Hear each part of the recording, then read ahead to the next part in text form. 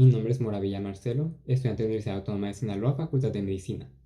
Debido a la asignatura de Oncología, bajo la asesoría del doctor Félix Santiago Gómez y de la doctora Eunice García Álvarez, vamos a desarrollar el tema de los hallmarks del cáncer, que son aquellas capacidades biológicas que la célula va adquiriendo durante su desarrollo y progresión hacia un cáncer clínicamente detectable. A continuación, voy a desarrollar cada una de estas capacidades biológicas. Son 8 las características distintivas del cáncer. Estas son: mantener la señalización proliferativa, evasión de los supresores de crecimiento, resistencia hacia la muerte celular, inmortalidad replicativa, inducción de angiogénesis, activar la invasión y metástasis, reprogramación del metabolismo energético y evadir la destrucción inmunitaria. Mantener la señalización proliferativa. Se refiere a la habilidad de células cancerígenas de sostener una proliferación crónica, a diferencia de una célula no cancerígena, que es regida por diversas señales producidas por tejidos normales del organismo, manteniendo así la progresión a través del ciclo de crecimiento y división celular. A este conjunto de señales se les conoce como factores de crecimiento. Estos interactúan con los receptores de la superficie celular, provocando una cascada de señales dentro de la célula que regulan la progresión a lo largo del ciclo celular y su crecimiento. La célula cancerígena, al desregular estas señales, se convierte completamente independiente y puede crecer sin señalización externa.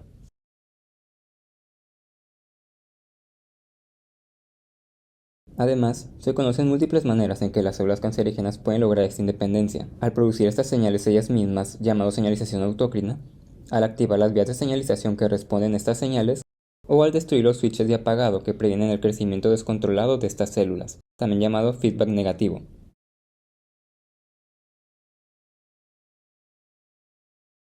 Evasión de los supresores de crecimiento. Normalmente, para controlar la división celular, las células tienen programas para prevenir el crecimiento y división, moderados por los genes supresores de tumores, el gen RB y TP53. Estos dos genes rigen las decisiones de las células de proliferar o activar la detención de su crecimiento. En la célula cancerígena estos genes supresores se encuentran alterados, por lo que no previene la división celular, aun con anormalidades severas en el mismo genoma de las células.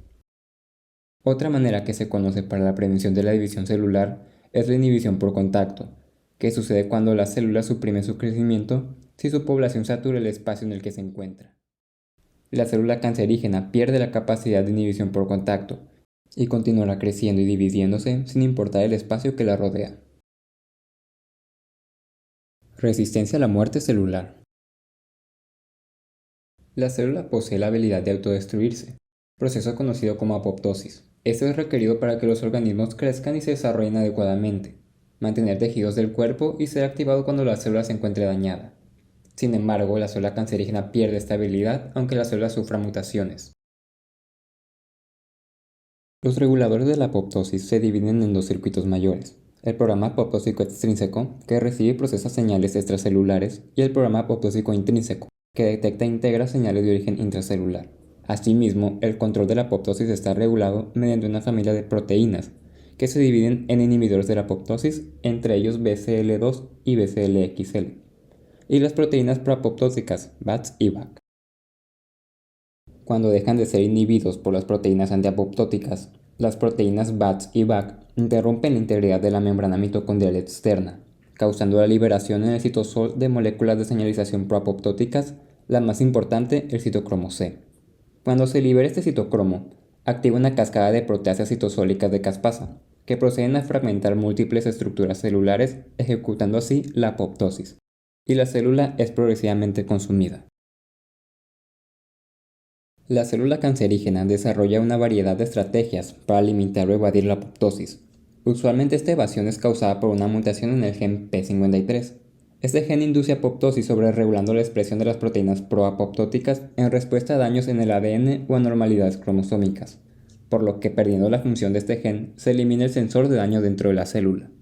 Igualmente, la célula puede evadir la muerte celular al elevar la expresión de los reguladores antiapoptóticos, así como desregulando los factores proapoptóticos, aumentando la expresión de señales de supervivencia y alterando la vía de señalización extrínseca. Inmortalidad replicativa. Para generar tumores macroscópicos, la célula necesita un potencial replicativo ilimitado. lo que se distingue del comportamiento de una célula no alterada, la cual solo le es posible pasar por un número limitado de ciclos antes de perder su capacidad de proliferar, conocido como estado de senescencia, o morir, conocido como crisis, por lo que la crisis y la senescencia son las dos barreras de proliferación en la célula común que involucran los telómeros protectores en los extremos del cromosoma. La célula cancerígena evade esta barrera al manipular la enzima telomerasa e incrementar la longitud de los telómeros. Esta enzima se encuentra casi ausente en las células comunes, pero es expresada de manera significativa en la gran mayoría de células cancerígenas, resistiendo así la inducción apoptótica. Asimismo, la pérdida del gen TP53 o el gen RB llevan a la célula a perder su capacidad de apoptosis, por lo que continuará con su proliferación a pesar de sus mutaciones genómicas. Inducción de angiogénesis. La angiogénesis es la formación de nuevos vasos sanguíneos a partir de otros preexistentes. Normalmente se da en tres situaciones: en la embriogénesis durante el desarrollo y ensamblaje de vasos sanguíneos, en el adulto al sanar heridas y en el ciclo reproductivo femenino. Los tumores, así como el tejido normal, requieren de oxígeno y nutrientes, así como el desecho de sus residuos metabólicos. Esto lo obtienen mediante la activación del switch angiogénico, es decir, que adquieren la capacidad de controlar la producción de nueva vasculatura, controlando las células no cancerígenas presentes en el tumor que pueden formar estos nuevos vasos sanguíneos, así como manipulando los factores angiogénicos, ya sea sobreregulando el factor VEGF, encargado de estimular la angiogénesis, o frenar al factor TSP1, que es un inhibidor angiogénico.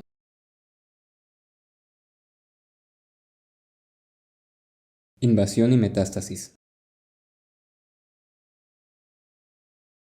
Las células cancerígenas pueden separarse de su sitio u órgano de origen para invadir y esparcirse a otras partes distantes del cuerpo, a lo que se le conoce como metástasis.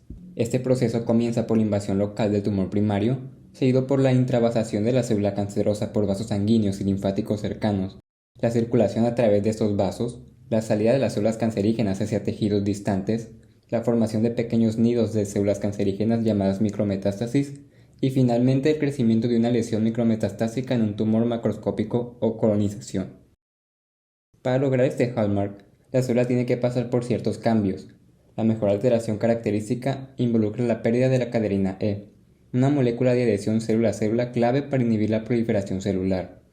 También puede sufrir el programa de transición epitelio-mesénquima, que es el proceso mediante las células de características epiteliales se transforman en células mesenquimales, confiriéndoles las capacidades de invadir, resistir a la apoptosis y de diseminación.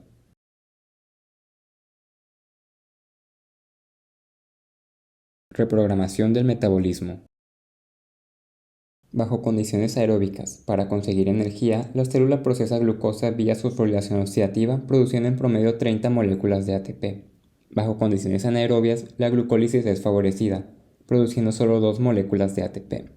Pero en la célula cancerígena se observa la glucólisis aerobia, en la que la célula, aunque se encuentre en presencia de oxígeno, prefiere utilizar la glucólisis y la fermentación de ácido láctico. La reprogramación del metabolismo a simple vista parece contraintuitivo, ya que la célula cancerígena tendrá que compensar la pérdida de eficiencia de 18 veces menos la cantidad de moléculas de energía producidas en la fosforilación oxidativa. Esa elección hacia la glucólisis puede ser debido a las condiciones hipóxicas en las que opera usualmente un tumor, así como el cambio de estado entre presencia y ausencia de oxígeno, por lo que la glucólisis aeróbica puede conferir alta adaptabilidad al entorno, además de que esta vía permite la desviación de varios intermediarios glucolíticos hacia vías de producción biosintéticas, es decir, la producción de nuevas células cancerígenas.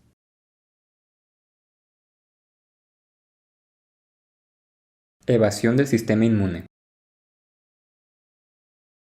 El sistema inmune es una barrera significativa hacia la formación de tumores y su progresión. Ambos brazos del sistema inmune, el innato y adaptativo, contribuyen a la vigilancia inmunológica y a la erradicación de tumores. A pesar de nuestro sistema inmune, un cáncer clínicamente detectable ha logrado evitar la detección por estos brazos del sistema inmunitario o ha sido capaz de limitar su destrucción. ¿Cómo puede el cáncer evadir el sistema inmune? Las células cancerígenas evaden el sistema inmune al deshabilitar componentes de este que han sido destinados a eliminarlas. Por ejemplo, pueden paralizar a linfocitos natural killer y citotóxicos al secretar factores inmunosupresores. De la misma manera, la célula cancerígena puede expresar ligandos de superficie como el ligando 1 de muerte programada PDL1, que previene que las células del sistema puedan combatirlas. Igualmente, el reclutamiento de otras células inflamatorias del sistema inmune que pueden suprimir activamente la actividad de los linfocitos. Cabe recalcar que aunque ya se mencionaron los hallmarks del cáncer, la adquisición de ciertas características pueden llevar al desarrollo de los hallmarks, que es la inestabilidad genómica y la inflamación. Abordando la inestabilidad genómica, se define como el aumento en la tendencia de presentar mutaciones en el ADN u otros cambios genéticos que aparecen durante la división celular, lo que va a preferenciar la proliferación de estas y su eventual dominio en el entorno tisular local, que terminan siendo necesarias para la progresión del tumor. Los genomas de las células cancerígenas, a diferencia del resto de las células, están repletos de alteraciones genómicas, reflejando la pérdida de integridad genómica con un aumento concomitante de las tasas de mutación. Asimismo, la acumulación de mutaciones puede ser acelerada por aberraciones que comprometen los sistemas de vigilancia que monitorean esta estabilidad genómica. Por ejemplo, el rol del gen P53, de ahí su nombre del guardián del genoma. Con respecto a la inflamación, ese es el proceso en el que nuestras células inmunitarias atacan a las bacterias o los virus invasores al poner en marcha una serie de procesos necesarios para detectar, aislar y eliminar este agente. Posteriormente se iniciarán mecanismos de recuperación del tejido dañado. Las células inflamatorias pueden contribuir a la adquisición de los hallmarks, al suministrar moléculas de señalización al microambiente tumoral como factores de crecimiento, factores de supervivencia que limitan la muerte celular, factores proangiogénicos que facilitan la angiogénesis, invasión y metástasis, señalización que contribuye hacia el programa MT como ya lo abordamos anteriormente, así como la producción de especies reactivas de oxígeno que son mutagénicas para las células cancerígenas cercanas, acelerando su evolución genética hacia estados de mayor malignidad.